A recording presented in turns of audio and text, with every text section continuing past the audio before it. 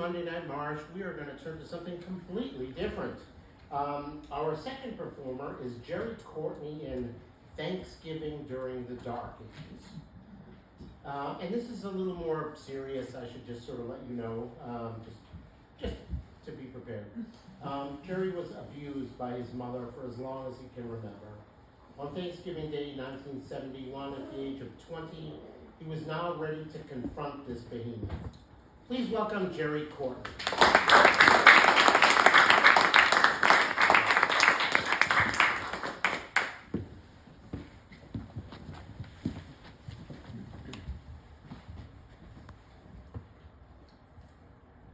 Thank you. A few days before Thanksgiving, in 1971, my mother called me. And when she called, it was never good. She said she had my 1972 financial aid package, and I had better pick it up the next day, and if I didn't, she would burn it, because she didn't want any excess paper in her house. Now, that seems preposterous, but it was not an idle threat. She used to burn all my possessions if I misbehaved. So I knew I had to pick that up the next day. It was a problem. The problem was that my girlfriend, Charis, we had the whole day planned, and now I couldn't meet with her in the morning. And she said, I want to go with you. She had never met my mother. The only thing she heard about my mother was through the racist stories that I told her. So she joined me. She had a particular reason to meet my mother too. She was Puerto Rican, and she was a civil rights activist. I would love to tell you what happened during that conflict, but I made a New Year's resolution to be very positive through 2025. This was definitely the worst year to make that resolution. But anyway, so I'm going to move it ahead to the morning of Thanksgiving. And I woke up pissed off. I didn't like how my mother treated Charis in that meeting, and I didn't like the stuff I was learning through college about child abuse. My child abuse started to take on different dimensions. And the more I thought about it, the angrier I got. And I got in my car, and I made the 40-minute drive back to my mother's. This was going to be SmackDown 71. This was going to be the shootout at the OK Corral. This is Ali versus Frazier. This is going to be the ultimate battle. I got out of the car, walked up to her door, opened it, and I was thrown off completely. There were two large dining room tables in the living room, and it was decorated with Thanksgiving decorations. And there was new glassware, and the food looked edible. And the reason why I say that is my mother was the world's worst cook. She boiled everything. She boiled meat, she boiled dessert, she boiled salads, and she boiled vegetables. She boiled the color right out of them. And after all that mess, she'd stick it through a flavorizer. That's how bad she was. As I was contemplating all these changes, my mother came up behind me out of the kitchen, and she said, what are you doing here? I didn't invite you to this. This is for my neighbors. And by the way, I did not appreciate you bringing over a negress into my house unannounced. I bet all the neighbors across the street were peeking up through their curtains saying, look what your son brought home to you. No, I said, you know what I'd love to do? I'd love to have a new girlfriend. She's African American, and I'd get up with her about this far from your face and give her a deep kiss. You're the most racist person I've ever met. She said, don't come around this house and talk to me about racism. Who took care of your little Negro friends and fed them every lunchtime? Who put Band-Aids on their knees when they fell down? I did. Don't you tell me about racism. Yeah. And I said, yeah, and who told me to quit counting my coins unless I washed my hands afterwards? You did. because a Negro could have been touching them, she'd say. My mother picked up some stuff, went into the kitchen, came back out with some new plates and a new tone of voice. And she said, look it, I know your girlfriend is gorgeous and could charm a snake, but I live in the suburbs now, and you have to respect that. And I said, respect that? I don't respect anything about you. I only have contempt for you.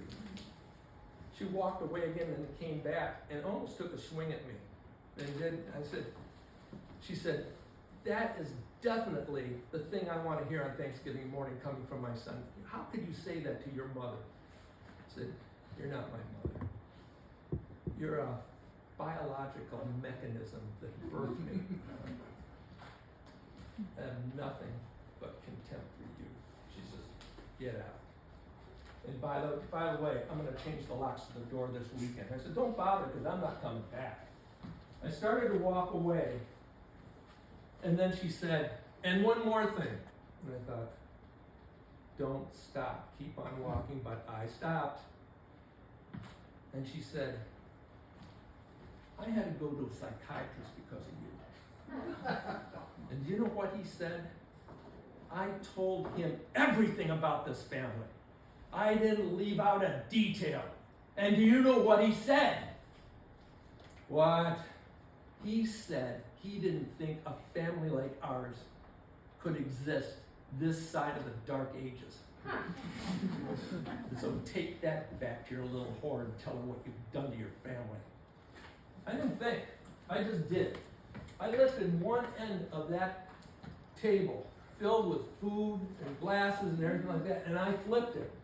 I don't know how many times it turned, but what caught my eyes, that turkey took off like a rocket.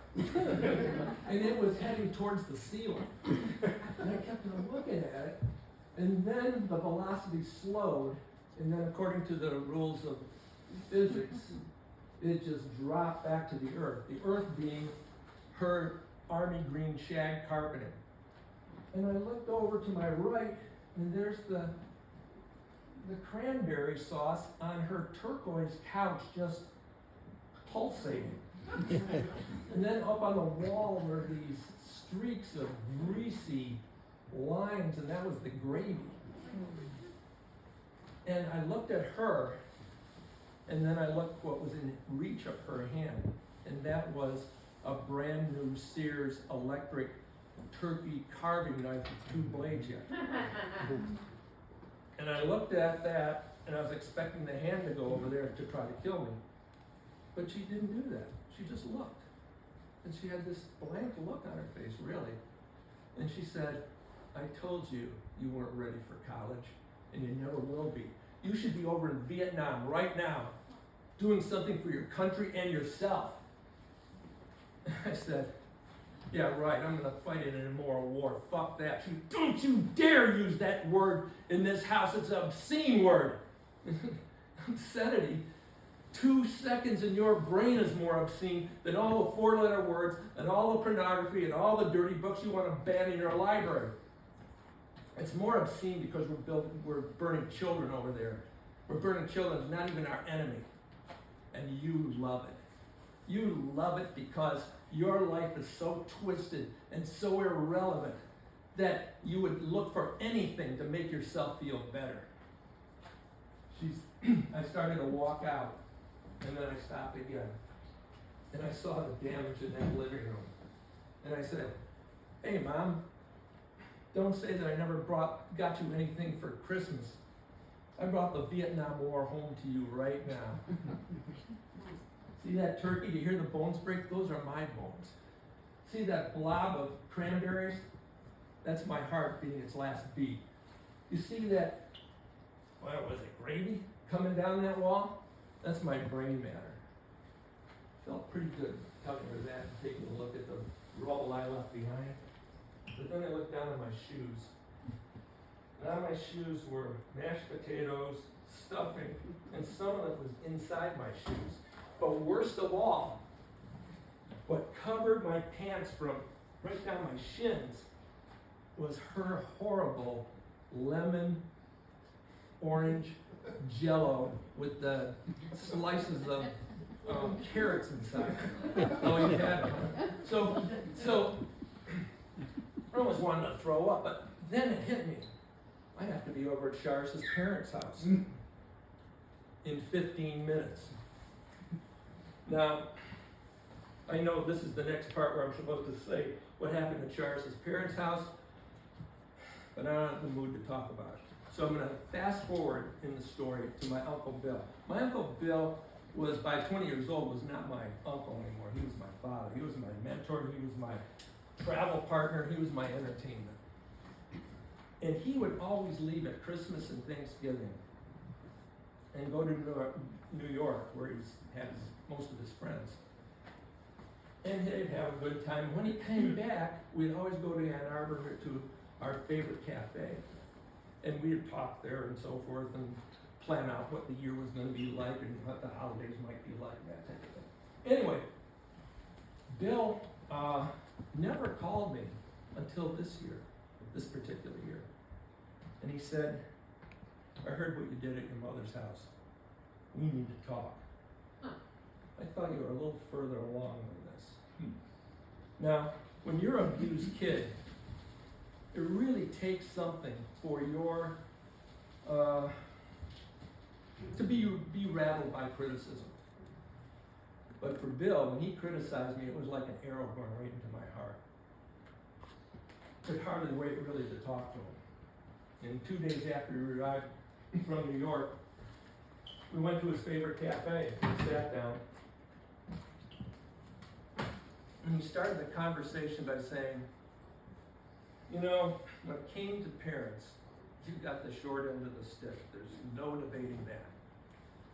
And I said, wait, stop right there. I know you want to talk about me, but I really have to talk to you. But now in my mind, how could both of you, my mother and you, come out of the same mother?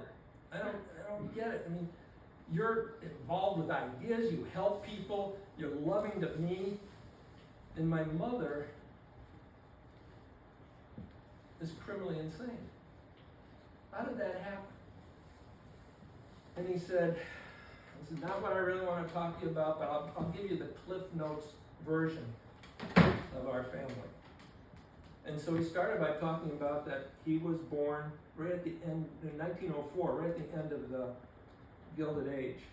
And back then, you didn't have any safety nets.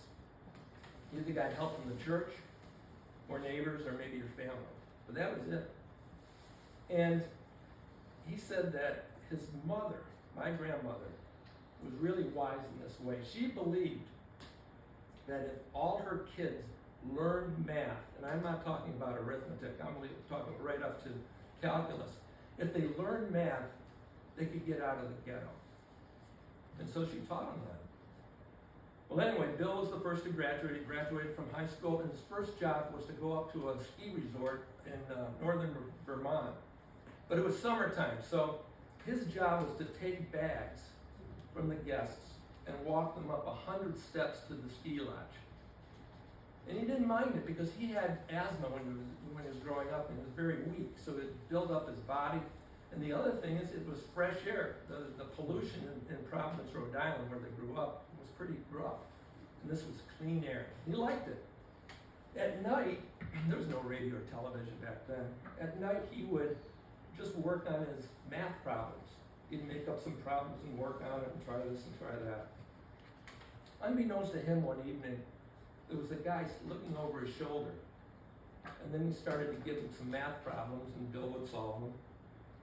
And then the guy came around and sat down, looked at Bill and said, what's a smart guy like you carrying people's bags for? How come you're not in a university?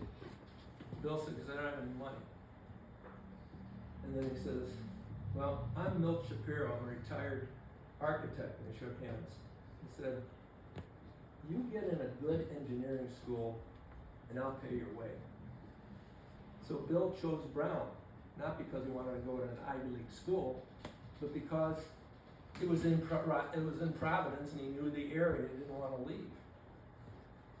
Bill said, you know, not only did I get a couple of engineering degrees, but I got lucky. And the next one in line, my Uncle Ed, he got lucky too. He left home at 16, went to New York City. He wanted to be a singer. He had a great voice. And he worked in a restaurant. And over a period of time, the general manager noticed that my Uncle Ed could do math. And so he did the books for the restaurant. And there were singing waiters there at that restaurant, and he started singing. And all of a sudden, he was singing on Broadway. And he didn't want to be a star. He just wanted to submerge himself in that environment. And he met a woman who was a dancer. And she was in the Rockettes, a very famous dance group. And they met and they talked. And she wanted the same thing out of life. They didn't want kids. They didn't want to be stars. They just wanted to enjoy the Broadway scene. They got lucky. They were soulmates. And the same thing could be said for my Aunt Christine too. She sent her picture into all these contests and she won one and parlayed that into a 4-year modeling stint, and then she married some rich guy in Washington, D.C. And then Bill would always do that when he thought about my mother. And he'd say, your mother never caught the breaks that we did. I mean, somebody paid her way to go to a Catholic girls' school in Providence, but outside of that, it didn't happen. She got a good education at the school, but she wanted to be a nun. And she worked at being a nun, and then she didn't want to be a nun. And then she dropped out and did something else. And then she wanted to be a nun again. I went back and forth like that. He said every time we went back, Ed, Christine, and I, we came away with the same feeling that there was something wrong with her mother. We didn't know what, but she was angry. We didn't know why. And as we got to know her over the years, we began to see that she really believed in a vengeful God. And that most of the most of the people that she didn't know as friends were sinners. And she had a driving anger, like a retribution she wanted for the entire world. But we quit going to see her. It was just too painful to see. She went back into studying to be a nun, and then my grandfather got sick, and then, she took care of him until he died, and then the same thing happened with the grandmother. And then, all of a sudden, we got this notice that she was going to get married, or she was engaged. She was engaged to your father, who had nothing in common with her. He could barely read, he was illiterate, grew up in a big farm family. She was educated. He loved to drink, she didn't drink. He was going off to Europe to fight in World War II, and he fought in the biggest battle of the war. It was D-Day. And he came back okay, but physically, but mentally he was shot. So what do you do with somebody who's mentally shot and you have nothing in common with them? You get married. So they married. And then they had a kid, and then I took over from that. They had a kid, and he was 3.5 years older than I was, and then I was born. And then my mother almost died in childbirth. So we were in the hospital for about 10 extra days. And then when we were going to be released, my father got my brother, they got into the car and drove to the hospital. And then on the way, my brother climbed from the front seat to the back, kicked open the door, fell out onto the street, and was crushed by an oncoming car. And he was brought to the same hospital that we were going to be released from. And Bill said, sit down, sit down. And I sat down, and he said, even if you came from a stable family, how do you overcome a death like that? Look, your parents never learned to be good parents. Given the baggage and their experiences, they never could, even if they had the opportunity. And then I said, so what is it, my fault? Is it my fault that I got the forced enemas? What did I do, beat up myself? And then I looked around, and I had the complete attention of the cafe. And Bill looked over at me and says, get your jacket we're gonna go over to the Arboretum. I like this cafe too much to watch you turn over tables. So Bill got his jacket, and we started to walk out of the cafe. And we walked into, the Arboretum wasn't too far away, that's the Botanical Gardens for Ann Arbor. And we walked over to the Arboretum, and it was like this bluish haze that changed everything. It was ethereal, really. And the big snowflakes were coming down in the Arboretum, covered the bare branches, and it looked like a fairy tale land. And we walked for a bit, not saying a word, and then Bill said, you know, you have to quit asking, whose fault is this? You're never going to get that answer. It's going to lead nowhere if you want to grow. What do you want from your mother? Do you want an apology? Do you want her to look at you and say, oh, this is a fine young man? It's not going to happen. Your mother is a bitter, old, and probably dangerous person. But you don't have to live there anymore. I'm going to say one more thing, and then I'm not going to talk about your mother anymore. And this is the thing. And I don't know if you're going to agree with this or not, but I'd like you to at least consider it as you get older. People like your mother, and there are a lot of them out there, sometimes it's people who need love the most who deserve it the least. Let's talk about you. I mean, you have a great community of friends, isn't that right? I shook my head. And your girlfriend leads the way, right? I mean, she is loving, supportive, smart, and your relationship with her allows you to be also loving and smart and supportive. And how about your best friend, John? I watched you guys for 5 years overcome lots of stuff. You should be proud of what you overcame. And how are you doing in college? I go, great. You're still on the dean's list? Yeah. You know something? You got something that a lot of people don't have. You certainly have something right now that you didn't have last year. You have a purpose. You have a direction. And what you need to do, in my mind, is take all that community support, all that knowledge, all that experience, and choose a career that can directly or indirectly help young people who've had just as hard a life as you or even worse. That's a choice. You have a choice. And you also can choose to sit around and complain that you got screwed for the rest of your life. You're in control of that choice right now. I started to walk away. I was walking to the exit, and my head was spinning. And usually when my head is spinning because of Bill, I would say, well, I change the subject every time. So he's walking away, and I said, hey, Bill, you never said one word about New York.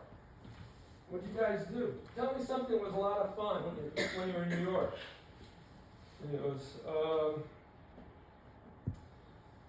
last week we went to see this new singer-songwriter named Tom Waits. You ever hear of him? Well, not much older than you. And kind of an urban poet, I'd say. There was a couple of songs he did that I think you'd love. I can't remember. I'll try to remember the first verse in one of them. It went something like, Friday left me fumbling with the blues. And you never win when you always lose. Night spots spend your spirit, beat your head against the wall. 2 dead ends and you still gotta choose. Isn't it great to know that you can be in charge of your life's decisions? I'll give you a call.